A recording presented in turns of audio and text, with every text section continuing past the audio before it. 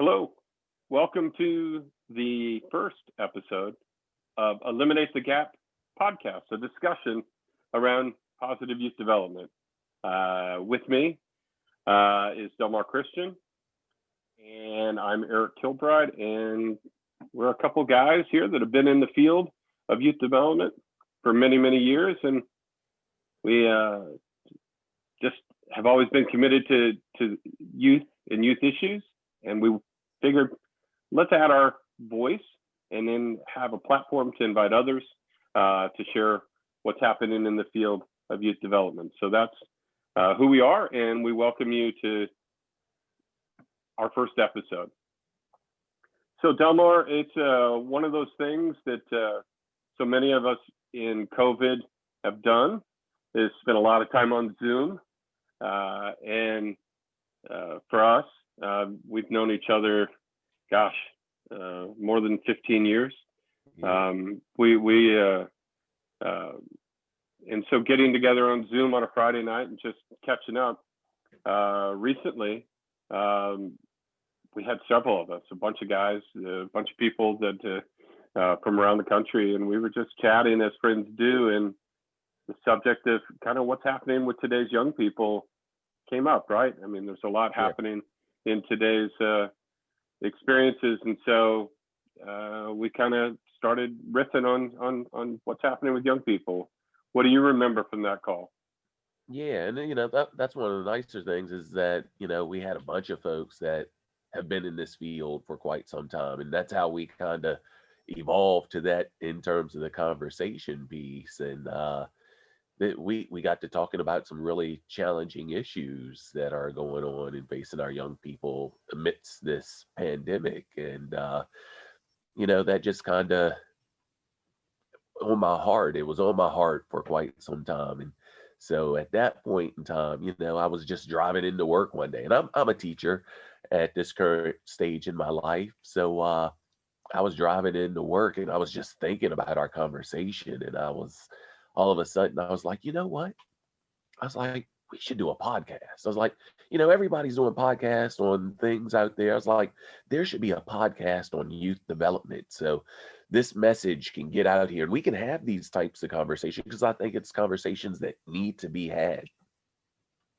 Yeah, exactly. And let's be honest, during that conversation that night, we were really putting out some out of the box thinking around education, around ways that young people need to have a greater voice in their own life, and what would that look like? And like you said, you coming from a public school teacher, and I'm been a consultant for the last several years, immersed around the country with different organizations. This is a challenge that so many young people are having, parents are having. Yeah, we've had to look at, just the way youth development is on a global scale, really, but really here in America, it's kind of we've had to reevaluate like what we're doing. And I think parents and teachers have got to see the other side of the spectrum from what we are traditionally used to. So it's been an interesting thing. And, we've all had our challenges and whatnot, and we've all persevered. But again, there's things that I think, given knowledge and background, there's definitely things that we can improve upon. Well, and I think about the fact that we've both been connected to the field for a long time, and just for purposes of those people who don't know us, and we'll get into who we are a little bit in this first episode, so you at least understand where the two of us are coming from and what you can expect in the future. But we both have a reach. We can reach out to a lot of experts in the field, both formal research oriented folks you probably have read, to people that are doing it every day that you've never heard of. But the struggle and the challenges that not only the pandemic has created, but social justice and just this whole turmoil that we just experienced in our nation's capital. There's a whole host of things that we're always amazed how young people absorb them and how it's impacting their life. And so over coming episodes, we'll get into more of that in a deeper way, but that just kind of frames everything, at least from my perspective, on why this or something like this is important right now at this time. Definitely. So what we want to be able to do is we want to transition each episode for you all who will become faithful listeners to Eliminate the Gap, the podcast. Typically, we'll reflect on the issues of the day, and then we'll have a guest interview.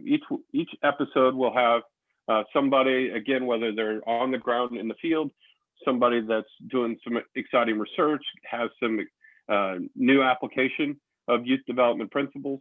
We'll have that in each episode. And then we really want to continue to focus either on a young person or a program around the country or around the world that's having some success. Because again, the audience for this, from Delmar and I's perspective, is mostly going to be people in the youth development field. That's who we're primarily speaking to, and that could be teachers, that could be somebody running an after-school program or a youth ministry or whatever. It could be parents, but I expect people that'll find this will most likely be those that are working with and around young people, and so we're excited about this venture. Definitely, we are. Today's guest is actually going to be myself and Eric today.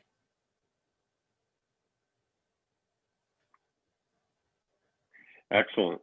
All right, so we just thought it would be good for you all to know who we are a little bit, and we'll start. Go ahead, Delmar. Go ahead, kick it off. All right, man. So my first question to you is, what drives you to be in the youth development field? It's interesting. I didn't study. I don't have an educational background in sociology or social work or youth development. Mine was in advertising, my undergrad degree, and my master's was in communication in public affairs. That said, I had a volunteer experience when I was working in the for-profit sector right out of college. That was quite meaningful for me. I was working, volunteering with young people at a guardian home of the court place for young people. And I discovered that I was enjoying and getting a lot more fulfillment out of that volunteer experience than I was out of my professional job.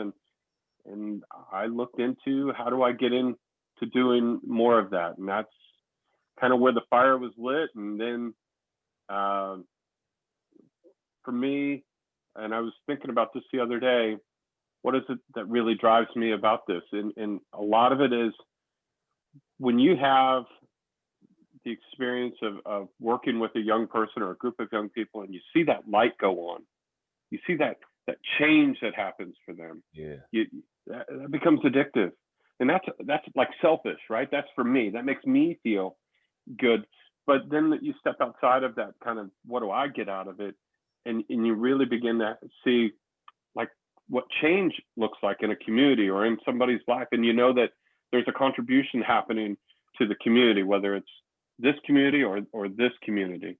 And so that continues to drive me. Cool, awesome. I don't think I knew that about you in regards to your juvenile beginnings there. So that's cool. All right. So what have you found to be the most significant changes in the field, and what is the biggest obstacle in your opinion? Yeah, that's a tough one. And again, it's our podcast, so we get to own our opinions. So for me, biggest changes. So I would say one of the biggest changes is the fact that the youth development field hasn't changed enough. And I know that sounds kind of odd and maybe juxtaposed against each other, but I see that the field hasn't evolved enough, and certainly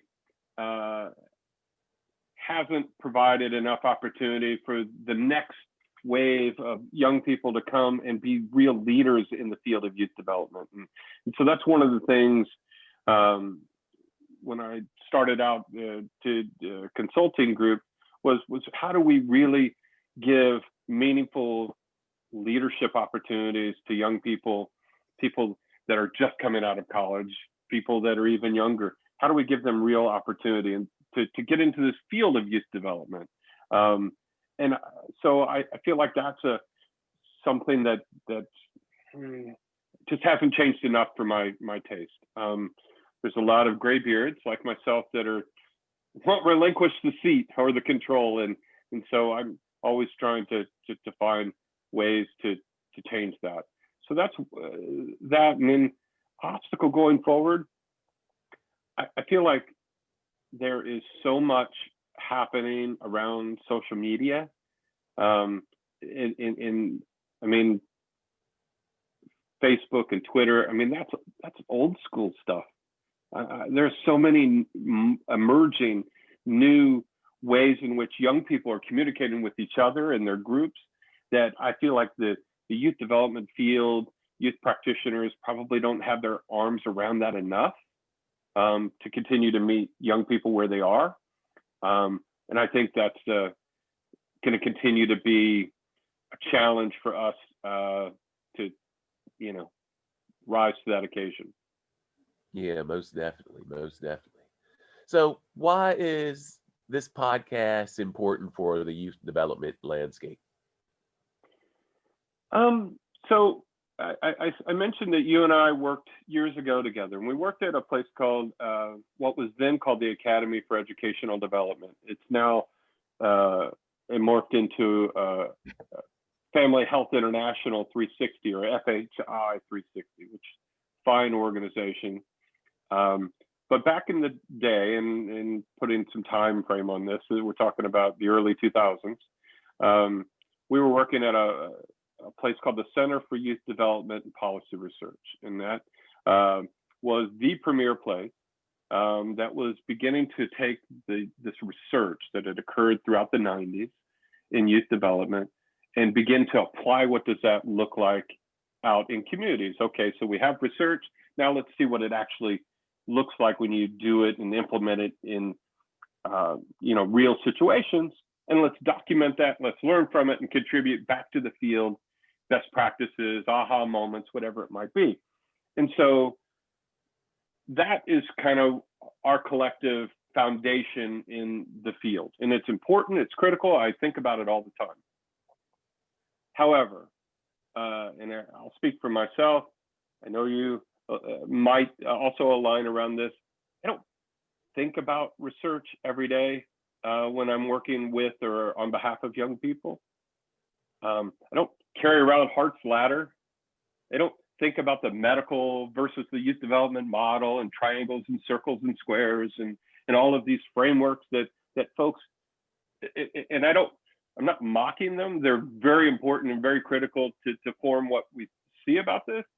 But for me, I think about the actual application. And so this podcast, I think for both of us, will be pragmatic. It will be practical. It will be based on real life experiences. We will speak to a lot of folks that have real life experiences. And so I think for those working with young people and those thinking about youth development in a more practical way, this might be a podcast where they might have some resonance. So I feel like that's, kind of what we might bring to the table and what this might be at this time, kind of where we are. Awesome, most definitely.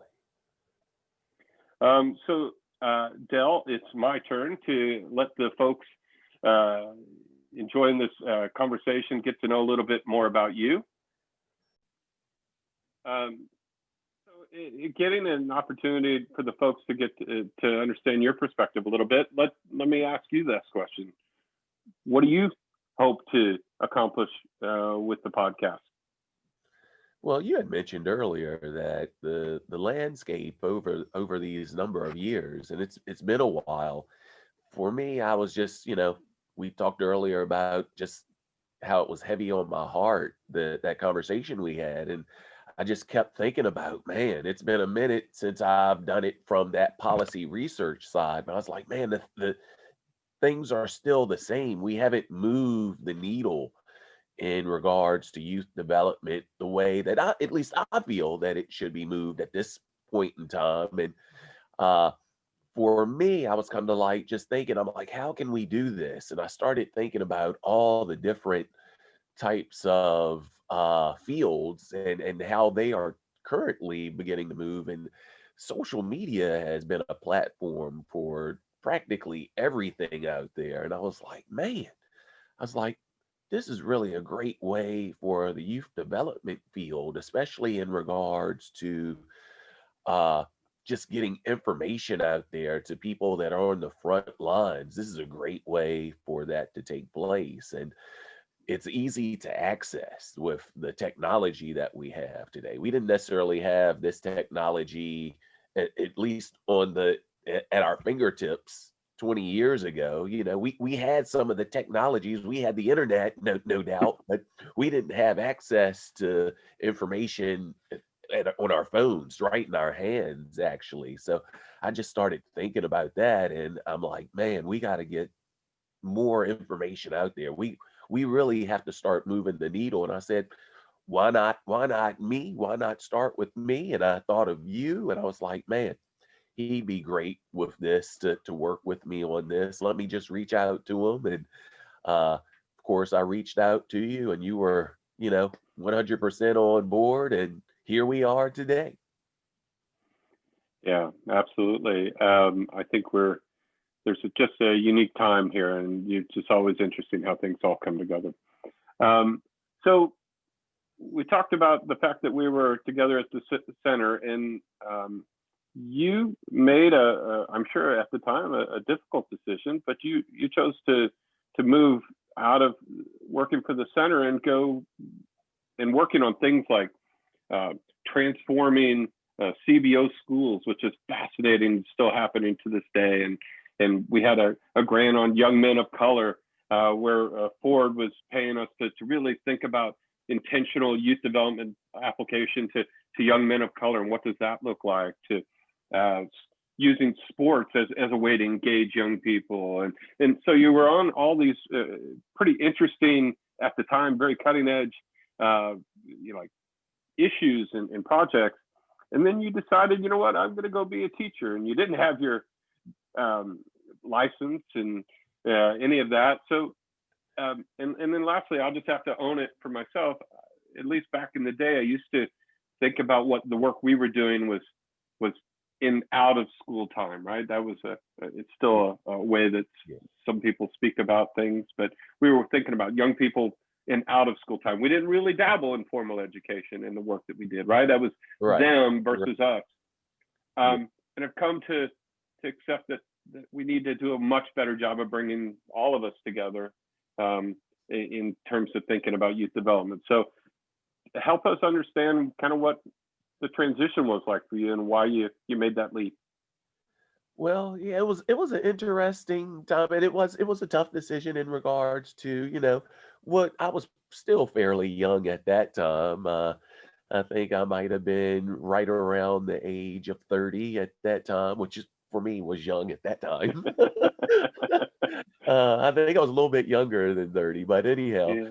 I was in my 20s, late 20s. So at that time, I was, with the work that I did, and I appreciate all the work that I was able to be on. That was really awesome. And it just opened my eyes to just so many things that were going on across our nation, and just the various aspects from, as you said, to the after school, to the community-based organizations that were actually doing formal education. Like, I got to see a lot of great things out there across the country. And uh, just during those times, and every single time I was out in the field, I left, and the young people that I got to meet and all that, I only got to spend but so much time with them. And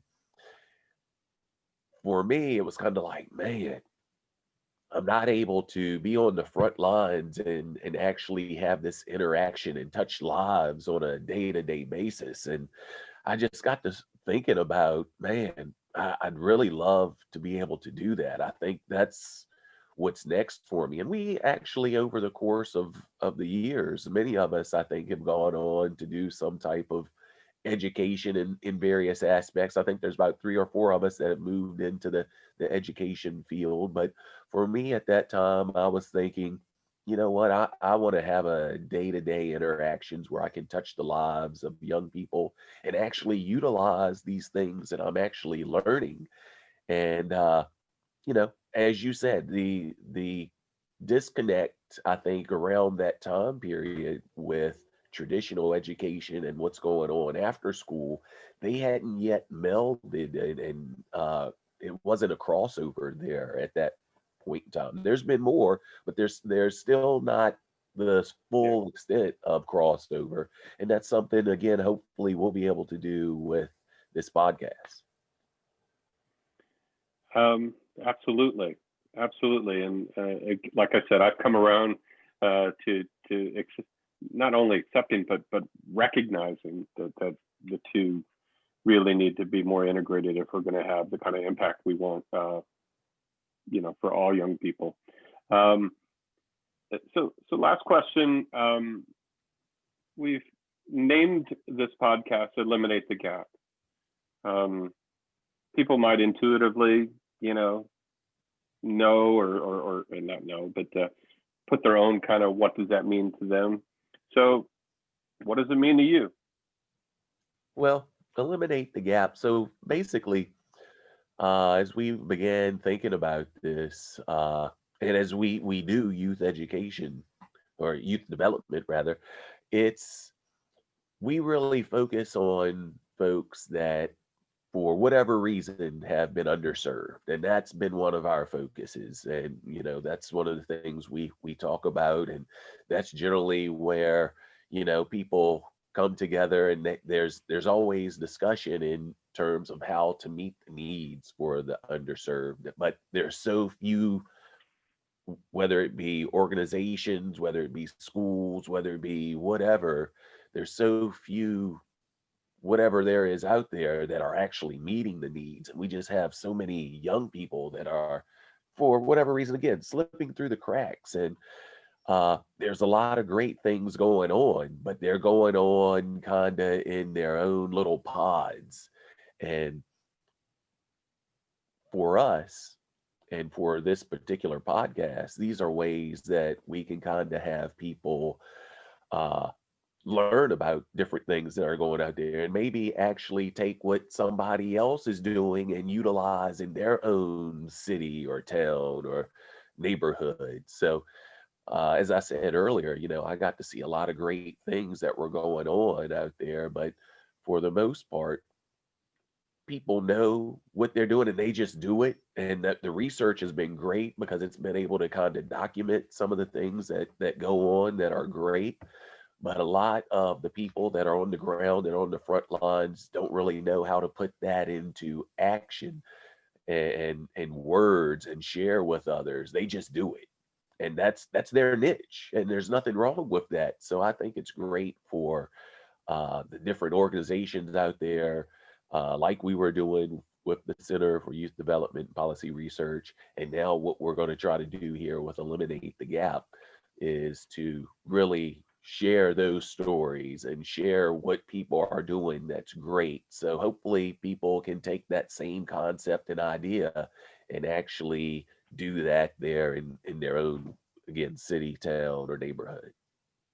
Yeah, and no, that's great, and that's um, you know, a lot of our work sometimes can be seen as those people, and it's really not at all. Youth development is what all young people need to grow up and develop well. And I was thinking there are underserved populations, and that term used to be a buzzword to mean something else, and it's really, particularly over the last several years, become to recognize that we're talking about all young people that we may not be reaching. And so there Yeah. might be a white girl who's sitting in the suburbs who is on paper not disadvantaged, but yet is struggling with some sort of addiction or mental health or something, Yeah.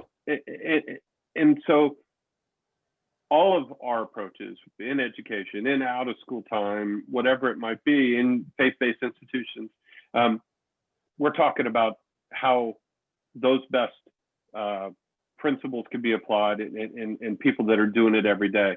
And that's what we want to try to be able to reach. And so it's important, and hopefully this brief conversation between the two of us and getting to know our perspective a little bit helps you all out there at least know where we're coming from and what the guests in the future we have on most likely will be contributing. So I want to transition just if we can to kind of recognizing kind of when this is being recorded in our first episode and kind of where we are today. We're a few days removed from the inauguration of a new administration. There, with that, as we know, we've been in this for a while. With every transition, there's a lot of renewal. There's a lot of hope. There's a lot of changes in what, at least from the federal government, what their priorities are going to be, and how that always impacts us, whether it be in education, whether it be in out of school time, mental health, just all of these areas. And so we just have to recognize for a moment that's where we are right now, and that transition that's occurring. So I thought if you could take just a moment, Delmar, and share a little bit about, as a teacher, where you feel like this time is now that you're back into a new semester. Do you feel that change at all, or are things still kind of murky, if you will, from the last semester when we were in full-blown COVID and whatnot? Well, it's interesting in the sense that, I'm in a school system right now where we are actually doing hybrid, which means we're online and in person, which isn't necessarily the case, obviously, across the country. In certain areas, that's what they're doing. Other areas, they're just back into school, every single day still. So, I'm kind of on the cusp there of that in between area, and talking to my students, it's still murky for them, because for them, really, let's be honest here, that full youth blown development piece for them, a large part of it for them is that social aspect. And for various different reasons, not everybody's actually participating in the hybrid in-person learning. So for those folks, again,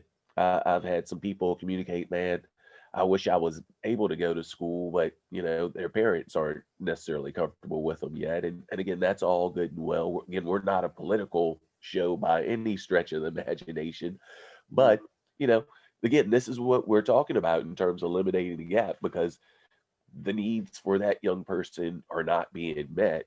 And so again, this is some of the stuff that we'll talk about here on this podcast. Absolutely. I think as I reflect on things that have occurred over the past several weeks, one of the things that stands out the most for me, and again, here we're about celebrating the things that are good. We're about recognizing, like I said, in each episode, we look to celebrate a young person or our community program, to be able to bring that to you as something that will either lift you up or give you something to dig deeper into for your own program or your own work with young people. And so while I imagine many of you have seen Amanda Gorman's speech, her reciting of her poem, this 22-year-old young woman, the youngest poet laureate in the United States history, we thought it might be fitting for us to play that poem for you all here within this context, because it really exemplifies an outstanding young person, clearly, who's overcome a ton of obstacles. You can probably know about her story, And then more importantly, here's a young person talking to millions of people around the world with so much grace and so much skill that it's just a reminder that any young person put in the right position can change the world. And so with that, we want to be able to share her speech. Mr. President, Dr. Biden, Madam Vice President, Mr. Emhoff, Americans, and the world. When day comes, we ask ourselves, where can we find light in this never-ending shade? The loss we carry, a sea we must wade. We've braved the belly of the beast. We've learned that quiet isn't always peace, and the norms and notions of what just isn't always just is. And yet the dawn is ours before we knew it. Somehow we do it. Somehow we've weathered and witnessed a nation that isn't broken, but simply unfinished. We, the successors of a country and a time where a skinny black girl descended from slaves and raised by a single mother can dream of becoming president, only to find herself reciting for one. And yes, we are far from polished, far from pristine, but that doesn't mean we are striving to form a union that is perfect. We are striving to forge our union with purpose, to compose a country committed to all cultures, colors, characters, and conditions of man. And so we lift our gazes not to what stands between us, but what stands before us. We close the divide because we know to put our future first, we must first put our differences aside. We lay down our arms so we can reach out our arms to one another. We seek harm to none and harmony for all. Let the globe, if nothing else, say this is true. That even as we grieved, we grew, that even as we hurt, we hoped, that even as we tired, we tried, that we'll forever be tied together, victorious, not because we will never again know defeat, but because we will never again sow division. Scripture tells us to envision that everyone shall sit under their own vine and fig tree, and no one shall make them afraid. If we're to live up to our own time, then victory won't lie in the blade, but in all the bridges we've made. That is the promised glade, the hill we climb, if only we dare it, because being American is more than a pride we inherit. It's the past we step into and how we repair it. We've seen a force that would shatter our nation rather than share it, would destroy our country if it meant delaying democracy. And this effort very nearly succeeded. But while democracy can be periodically delayed, it can never be permanently defeated. In this truth, in this faith we trust, for while we have our eyes on the future, history has its eyes on us. This is the era of just redemption. We feared it at its inception. We did not feel prepared to be the heirs of such a terrifying hour, but within it we found the power to author a new chapter, to offer hope and laughter to ourselves. So, while once we asked, how could we possibly prevail over catastrophe?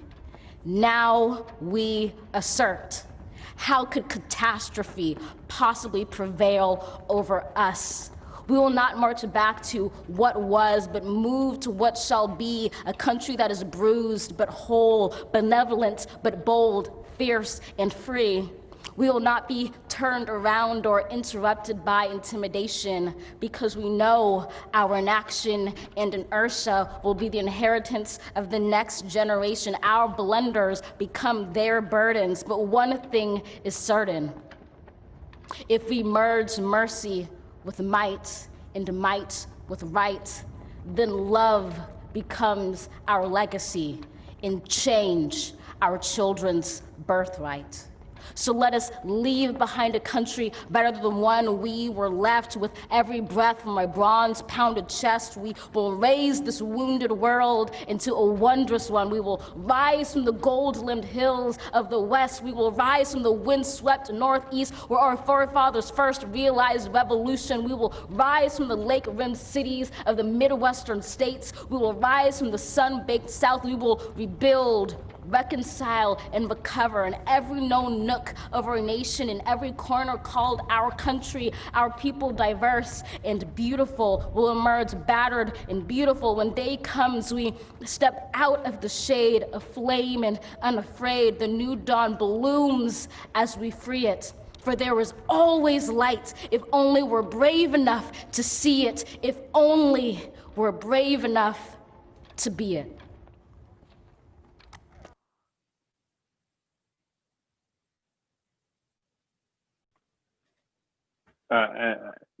That was amazing. I love hearing it again. I hope and I imagine that young people in school going forward will be asked to memorize that poem, like I was to learn Robert Frost's poem during the inauguration of John F. Kennedy, or the Gettysburg Address, and those kinds of things. I mean, it's right up there with in my opinion, it certainly reflects the times, and it's just most definitely.